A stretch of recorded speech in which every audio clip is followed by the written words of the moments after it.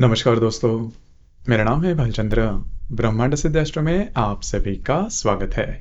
आज के इस वीडियो में हम चर्चा करेंगे विवाह में मांगलिक होना या फिर मंगल का कितना महत्व है। मतलब विवाह सुख के बारे में जब भी हम चर्चा करते हैं तो मंगल है या नहीं, या फिर मंगल किस प्रकार का है, इसके बारे में बहुत सारी चर्चा होती है। और सिर्फ मंगल होने के बाद जो कई कुंडलियां होती है वो रिजेक्ट भी की जाती हैं। तो उसके पीछे कारण कौन सा है, और मांगलिक होना कितने परसेंटेज आपके जो विवाह सुख उस पर असर कर सकता है, इसी के बारे में चर्चा इस वीडियो में हम करने वाले हैं।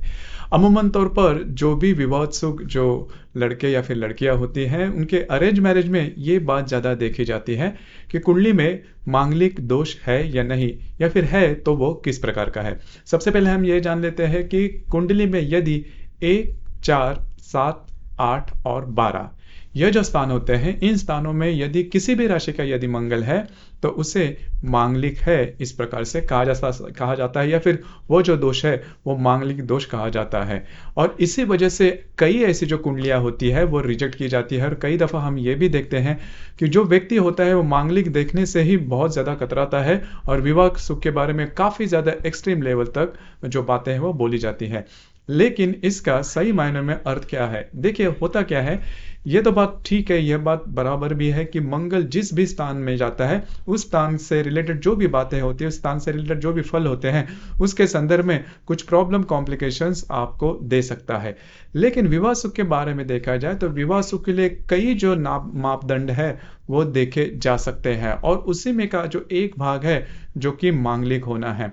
अब यहाँ पर मांगलिक होना, उसकी जो वेटेज है वो भी जान लेना बहुत ज़्यादा आवश्यक है। सिर्फ और सिर्फ मांगलिक होने से कुंडली विवाह के मामले में रिजेक्ट नहीं हो सकती, उसके बारे में हम चर्चा कर रहे हैं। जैसे कि यदि जो मंगल का जो हमने भाव कहा कि मंगल यदि पहले, चतुर्थ, सप्तम, अष्टम या फिर व्यय स्थान में है, लेकिन अकेला मंगल नहीं, यदि इस मंगल के साथ कोई अन्य पाप ग्रह होगा, जैसे कि यदि इस मंगल के साथ शनि, रवि, राहु, केतु, हर्षल, नेपचून, यह जो ग्रह है, यह ग्रह यदि युति में है या फिर प्रतियोग में है, तो फिर जो मंगल है वो प्रॉब्लम वाला हो सकता है। तो फिर ये जो मंगल है उससे कॉम्प्लिकेशन या फिर विवाह सुख में बाधा आ सकती है। हालांकि उसके जो परिणाम है वो अलग अलग हो सकते हैं, लेकिन मोटे तौर पर अगर देखा जाए तो इस मंगल के साथ कोई अन्य अगर पाप ग्रह युति या फिर प्रतियोग में होगा तो फिर वह जो ग्रह है, मतलब जो मांगलिक होना, ये बात हो सकते हैं। अब यहाँ पर और एक जो बात है वो भी थोड़ी महत्वपूर्ण है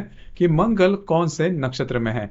मतलब राक्षसगणी नक्षत्र, अभी राक्षसगणी नक्षत्र सभी प्रकार के राक्षसगणी नक्षत्र बिल्कुल भी नहीं। जैसे कि यदि मंगल, यह जो मंगल है, यह मंगल यदि कृतिका नक्षत्र में होगा, आश्लेषा नक्षत्र में होगा, मघा नक्षत्र में होगा, धनिष्ठा, ज्येष्ठा या फिर मूल नक्षत्र में होगा, तो फिर ये जो मंगल है वो प्रॉब्लम वाला हो सकता है। या फिर विशाखा नक्षत्र जो कि तुला और वृश्चिक राशि में आता है, तो यह इन नक्षत्र में यदि मंगल होगा तो थोड़ा बहुत आपके विवाह सुख में बाधा कर सकता है। लेकिन यहाँ पर मैं एक बार फिर से आपको कहना चाहूंगा कि सिर्फ और सिर्फ मंगल यदि आपकी कुंडली में है तो विवाह सुख में बाधा नहीं आ सकती, क्योंकि विवाह सुख के बाधा के लिए जैसे मैंने कहा कि करीबन 8 से 10 ऐसे जो मुद्दे होते हैं वो देखे जाते हैं, 8 से 10 ऐसे पॉइंट्स होते हैं वो देखे जाते हैं। अगर उस पॉइंट्स में यदि बात होती है तो फिर विवाह सुख में प्रॉब्लम कॉम्प्लिकेशन हो सकती है। तो ये बात जान लीजिए, सिर्फ और सिर्फ किसी भी कुंडली में यदि मंगल है तो बिल्कुल भी वो रिजेक्ट नहीं करना है। इसके आगे की भी सोच है वो भी थोड़ी महत्वपूर्ण हो जाती है।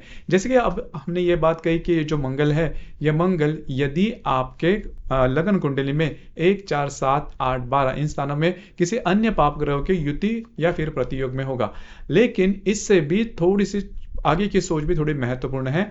यदि आपके मूल कुंडली में जो मंगल है, यह मंगल आप मतलब मांगलिक है जैसे मैंने अभी कहा, लेकिन इससे आगे यदि नवमांश कुंडली में यदि सप्तम भाव में मंगल है, या फिर नवमांश कुंडली में सप्तम भाव को लेकर, मतलब सप्तम भाव में मंगल या फिर कोई अन्य पाप ग्रह है, या फिर नवमांश कुंडली में आपके व्यय भाव में बहुत सारे पाप ग्रह है जो कि मंगल से युति में है, या फिर आपके द्वितीय भाव में, तो फिर आपके विवाह सुख में बाधा होने के चांसेस काफी ज्यादा बनते हैं। मैं यहाँ पर एक स्टेप आगे भी लेके जाऊंगा कि यदि आपके मूल कुंडली में मंगल नहीं है, लेकिन यदि आपके नवमांश कुंडली में सप्तम भाव में मंगल के साथ कोई अन्य पाप ग्रह होगा, अब यहाँ पर भी नवमांश कुंडली में सप्तम भाव में मंगल के साथ कोई और ग्रह होना बहुत ज़्यादा आवश्यक है। सिर्फ अगर यदि मंगल होगा तो आपके जो वैवाहिक जोड़ीदार होंगे वो थोड़े से शॉर्ट टेम्पर्ड होंगे, जल्दी गुस्से वाले होंगे और आप में और में छोटी मोटी बातों को लेकर तकरार हो सकती है। हालांकि ये बात वैसे भी कॉमन है कि हर एक जोड़े में कि किसी न किसी वजह से ये छोटे मोटे प्रॉब्लम होते हैं। लेकिन मंगल के साथ यदि कोई अन्य ग्रह पाप ग्रह है तो फिर उसके बारे में आपको सोच रखनी होगी। तो जान लीजिए कि सिर्फ और सिर्फ मंगल होने से कोई भी जो कुंडली है वो विवाह से में बाधा नहीं कर सकती। ये जो बातें हैं उससे थोड़ा सा दूर रहिए, क्योंकि इसमें थोड़ा सा ज्यादा डिटेल में जाना ज्यादा आवश्यक है।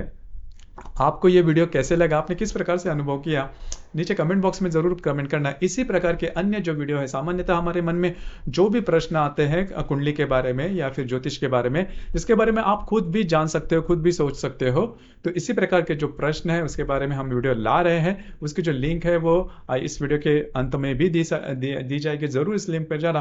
और भी ऐसे जो महत्वपूर्ण प्रश्न होते हैं जो कि आप भी जान सकते हो कुंडली को देखकर, जरूर देखिए। आज का जो वीडियो वो भी कैसा लगा नीचे कमेंट बॉक्स में जरूर कमेंट करना, और अपना ये जो चैनल है ब्रह्मांड सिद्धि एस्ट्रो, इसे भी लाइक शेयर और सब्सक्राइब जरूर करना। धन्यवाद।